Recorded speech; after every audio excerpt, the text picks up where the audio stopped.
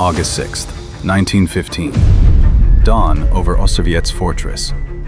German infantry advance through trenches they expect to find filled with corpses.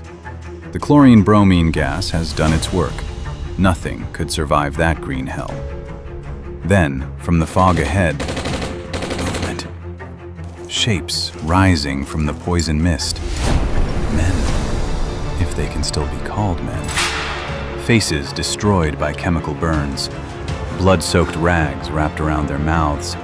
Eyes swollen nearly shut, coughing up pieces of their own lungs with every step. They should be dead. They are charging, and 7,000 German soldiers are about to run. By the summer of 1915, the Eastern Front was collapsing. Russia's armies, shattered at Gorlice Tarnov and desperately short of ammunition, had begun what history would call the Great Retreat, a fighting withdrawal that would cost them Poland, Lithuania, and hundreds of thousands of men. In this chaos, a handful of fortresses held the line. Their mission? Buy time. Slow the German advance long enough for the Russian army to escape annihilation. Osowiec was one of these fortresses, and it controlled something the Germans desperately needed: the only railway through the Biebsa marshes. The stubborn fortress. For 190 days, Osowiec had defied everything the Germans threw at it. In September 1914, a direct assault by 40 battalions was thrown back with heavy losses. In February and March 1915, the Germans brought up their heaviest siege artillery, including the legendary 420mm Big Bertha howitzers, and poured over 250,000 shells into the fortress in a single week. The walls crumbled. The Russians rebuilt them at night. The bombardment continued. The garrison held. Field Marshal Paul von Hindenburg was running out of patience. He needed that railway. And since artillery couldn't break the Russians, he approved a different solution: poison gas. The forces. The German assault force was overwhelming. The 11th Landwehr Division, under Lieutenant General Rudolf von Freudenberg. 14 battalions of experienced soldiers, between 7,000 and 8,000 men, supported by 30 specialized gas batteries containing thousands of cylinders of chlorine-bromine mixture. Against them stood roughly 900 Russians of the 226th Zemlyansky Infantry Regiment, 500 regular soldiers, and 400 poorly equipped militia. They had no gas masks. Their trenches, dug in marshy ground, were shallow, waist-high at best. There was nowhere to hide from what was coming. Among the defenders was Lieutenant Vladimir Kotlinski, commander of the 13th Company. He was 21 years old. He had survived everything the Germans had thrown at Osowiec. He did not know that in a few hours, he would lead the most terrifying charge in military history. At 4 a.m. on August 6th, the wind finally shifted. It blew from west to east, straight toward the Russian lines. The Germans opened the valves, and death began to flow. At exactly 4 a.m., 30 German gas batteries opened simultaneously. A high-pitched hissing cut through the silence of dawn, the sound of pressurized death escaping into the morning air. The cloud that formed was dark greenish-yellow, thick as fog but heavier, hugging the ground as it rolled forward. At its source, it stretched 3 kilometers wide. By the time it reached the Russian positions, it had spread to 8 kilometers, a wall of poison 10 to 15 meters high, advancing at walking pace across the marshland. There was no escape. The gas was heavier than air. It filled every depression, every shell crater, every trench. It sank into the shallow Russian positions like water filling a grave. The first warning was the smell, sweet and metallic, like a strange chemical perfume. Then came the burning. Eyes, throat, skin. Every breath pulled fire into the lungs. The science of chlorine death is brutally simple. When chlorine gas meets the moisture in human lungs, it forms hydrochloric acid. Your lungs begin to dissolve from the inside. Fluid pours into the airways. You drown. On dry land, standing upright, surrounded by air you cannot breathe. The Germans had added bromine to the mixture, making it even more potent. It attacked the eyes and skin, adding blindness and chemical burns to the agony of suffocation. Companies 9, 10, and 11 of the Zemlyansky Regiment were directly in the cloud's path. They died in minutes. Men dropped where they stood, clawing at their throats, coughing up blood and chunks of lung tissue. Screams turned to gurgles. Gurgles turned to silence. The gas killed everything it touched. Grass turned black. Leaves withered and fell from the trees in the Sosnia, the pine forest position. Birds dropped dead from the sky mid-flight. Insects died. Even the brass fittings on Russian rifles turned green with chemical oxide. In the trenches of Sosnia, men who had survived 190 days of siege were dying in ways artillery could never kill.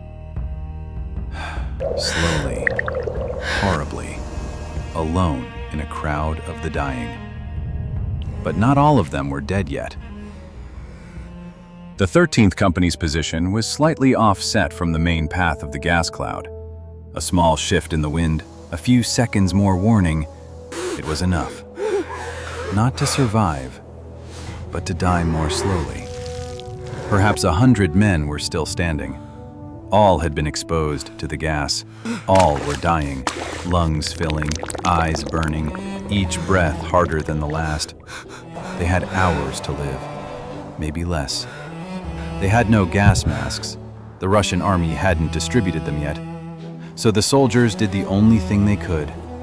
They urinated on strips of cloth and wrapped them around their faces. It sounds desperate.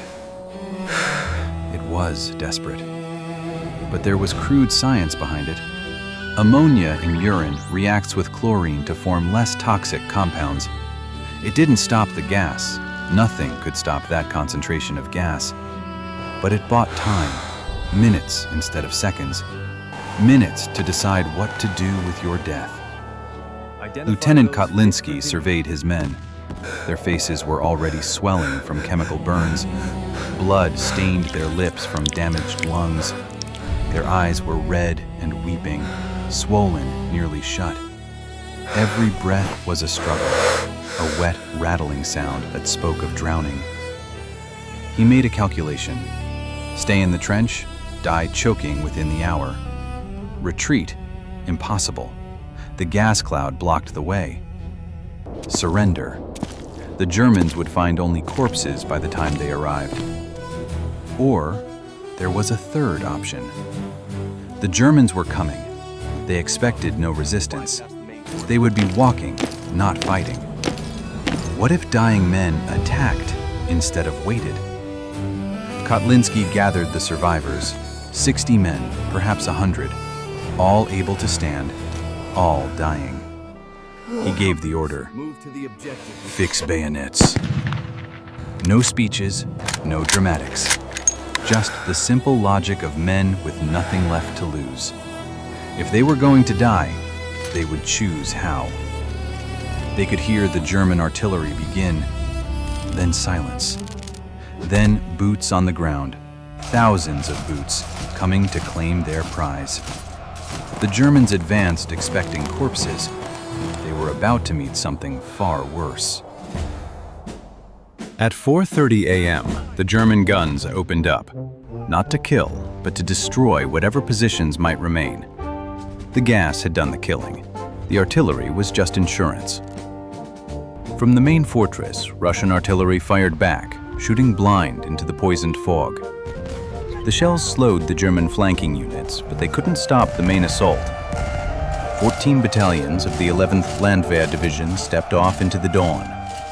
Landwehr Regiment 76 led the way toward the Sosnia position, the pine forest that had been the heart of Russian resistance. These were professional soldiers, veterans of a year of war on the Eastern Front. They knew how to fight. But this wasn't fighting, this was occupation. The mood among the German ranks was almost relaxed. relief mixed with grim satisfaction. Osowiec had frustrated them for months, the fortress that wouldn't fall, the garrison that wouldn't break. Now the gas had done what 250,000 artillery shells could not. They walked through a landscape of death, Russian trenches filled with twisted bodies, men frozen in their final agonies, hands still clutching throats. The grass was black, the trees were bare, even the birds were dead. The first trench line fell without a shot.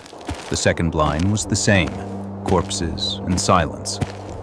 German officers began to relax. Some soldiers had already slung their rifles. This was cleanup duty, not combat. Ahead lay the central redoubt. Beyond that, the railway, the prize they had bled for since September. Victory was finally within reach. In the trenches ahead, 60 dying men waited with fixed bayonets. A 21-year-old lieutenant at their head, about to give an order that would haunt German soldiers for generations. 7,000 German soldiers walked toward what they believed was an empty grave. They were about to discover that some men refused to stay buried. It was approximately 8 a.m. when the forward German units approached the Russian second line. The fog was beginning to lift. Visibility was improving. And then, movement. In the trenches ahead, shapes rising from the poisoned earth. The first German reaction was disbelief. Nothing could survive that gas. They had walked through hundreds of corpses. They had seen what chlorine did to living things. But the shapes kept coming, rising, standing, moving forward. What the Germans saw would haunt them for the rest of their lives. Faces that barely looked human anymore. Skin blistered and peeling from chemical burns. Eyes swollen shut, weeping blood and fluid. Mouths hidden behind rags soaked dark red. Uniforms hanging in tatters, stained with blood and vomit, and worse. And the sound. Not a battle cry. These men could barely breathe, let alone shout. It was a gurgling, choking roar. The sound of men screaming through lungs that were already drowning. Inhuman. Because they were barely human anymore. They came forward, bayonets leveled, staggering, lurching but always moving, straight at 7,000 German soldiers. Trained soldiers know how to face an enemy. They know how to stand under fire, how to hold a line, how to fight and die with discipline. But this wasn't an enemy. This was something from nightmares. The first German soldier broke and ran. His squad mates saw him flee. Fear spread faster than any order could contain it. NCOs screamed commands that no one heard. Officers waved pistols at men who didn't see them. The line didn't retreat. It collapsed. 7,000 men fled from 60. The numbers meant nothing. You cannot fight what should already be dead. You cannot hold a line against corpses that refuse to fall.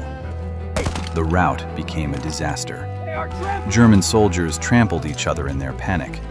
Men stumbled into their own barbed wire, tangling themselves in defenses meant to stop the enemy. Russian artillery, finally able to see its targets, found its range. Shells fell among the fleeing masses, and still the dead men came. Every meter cost them. Every step brought them closer to the end their lungs had already promised. But they kept coming, because stopping meant dying for nothing. And at the front of the charge, already wounded, still leading, Lieutenant Vladimir Kotlinski, 21 years old, minutes from death, immortal.